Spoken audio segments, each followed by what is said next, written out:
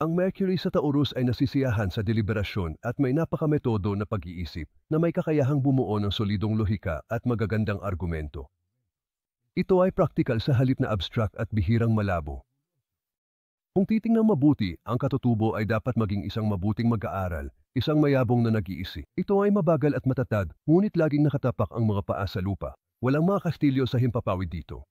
Ang katutubong ito ay mainat at maalalahanin. Narinig na nating lahat ang ekspresyon na matigas ang ulo bilang isang baka at ang mga may Mercury sa Taurus ay maaaring maging matigas ang ulo at kusang loob minsan. Kapag naitakda na nila ang kanilang mga isip sa isang ideya, maaari silang kumapit ng mahigpit.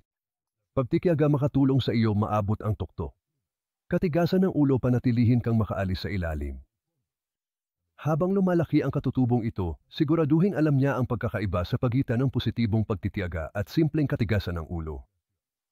Maaaring kailanganin mo ang paghihikayat upang magsimula ng mga proyekto. Ang mga katutubong may Mercury, ang isip at ang tanda na ito ay pinasiyahan ni Venus. Minsan gusto nilang magmadali at makinabang sa kaunting push. Isa lang bang malungkot na kanta ang love story mo? Naghintay ka ba para sa iyong prinsipe o prinsesa na kaakit-akit? Ngunit sa halip ay nakakita ng palaka. Kumuha ng mga tumpak na insight sa pag-ibig mula sa aming pinagkakatiwalaan at tumpak na mga psychic reader. Itigil ang pag-aaksaya ng oras.